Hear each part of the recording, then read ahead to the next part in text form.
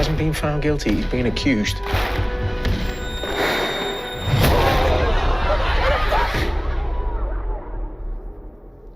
What have you done? Philip, Jack, how are you guys? Hey, good to Good. meet How are you? How are you? I'm doing great. I'm truly excited to talk to you about the show because I truly loved it. I think Thank you. I'm a huge fan of one shot everything. And I think the challenge that you guys created, it's super impressive. But one of the things that I love about this, it's I grew up in the 90s and the end of the 80s. So for me, growing up without social media, it's normal. So I don't understand what's growing up with social media and being exposed to things. And I wonder when you create, when you write, because I know, Philip, you also did Boiling Point with Stephen, it's a one shot. And I wonder how easy is to create or difficult, like to create a youthful now with social media and let us know how dangerous can be if we don't use it correctly. I think that was the heart of what we were trying to do with this, and I think it relied on two things: extensive research. You had to know what these places were. You had to know what these kids were being told. You had to realize what life was like for a contemporary teenager right now. But you also, the other side of it is you had to be unafraid to put yourself in it. The experience that these kids are having is alien to us. The things that they're being told on the internet is alien to us, but the feelings that they're feeling are not. We knew what it was to be an isolated kid that thought no one liked us and that girls would never look at us and that we were going to fail at life. We knew what that felt like, and we knew then when we were looking at these sites and we were looking at these places and the things that these kids were being told, we knew how attractive these ideas must be. That idea of 80% of women are only attracted to 20% of men, and so therefore your job as a man, the only way you're going to have a normal life as a man is to learn how to manipulate and trick and cause harm. You do understand how attractive that must be. And the only reason you understand how attractive that must be is because you're looking at yourself.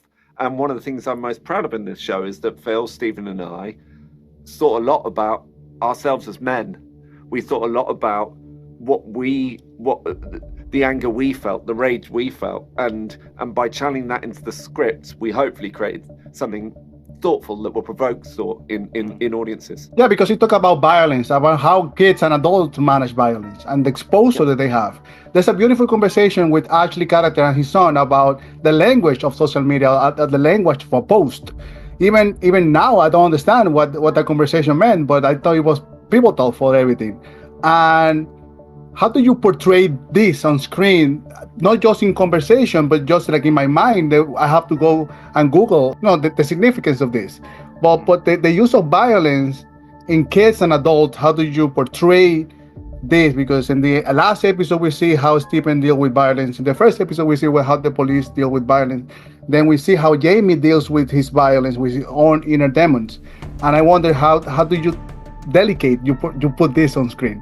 Because you have to be very careful to show how violence is for you. Yeah, and we wanted to show every color of it. We wanted to show the different ways that men respond and the different feelings that men have, and explore rage from multiple perspectives, and then put Jamie in a context where you can get an understanding of his complication through the complication of the society in which he lives and works. How you feel? Because you created also this one shot with Boiling Point, which I love. Do you think it's easier to portray it and to direct in a one sequence shot? No, actually, it's probably harder than doing it a conventional way, because you do have more time, and you can also later on you can edit. And you can manipulate scenes and make it feel different or whatever you need to do, but you can think about that later. With a one shot, all the planning and all the preparation needs to be done very extensively before you even turn over the cameras, because we can't just pick up a camera and go, okay, let's just go for it and follow these people around and see what happens. Myself and my cinematographer had to had to really meticulously plan out all of the camera moves and where we were going to be. And, you know, in the back of our mind the whole time, it wasn't like we didn't want to get too excited and be like, oh, we should try and do this. This is going to be a cool camera move. We didn't want this to be on our show reel. You know what I mean? We're not making this show for our show reels. You know, we wanted it, the style of it and the one shot needed to be a secondary, almost a subconscious feeling, and you're putting the audience in an immersive situation where they have to go on this ride. They can't get off the boat, and they can't get off until it gets to the next port. And you know, it's really important. You know, we're talking about social media. It's like, you know, we're constantly, there's so much content out there now, and we're watching it on our big screens, we're watching it on our small screens, and sometimes, you know, you get distracted. And what I want people to, for the 4 hours, is to just pay attention and not, you know, if you go to a cinema or if you go to a theater, you can't be on your phone. You can't be, you need to watch. Some people have a good go. Some people do try, yeah, of course. But, you know, that's what I wanted it to be for this TV series, is for people to just put everything down and really sit up and listen and pay attention, you know. And I think you did it with a modern Russian arc. I mean, I don't know about that. Russian arc is...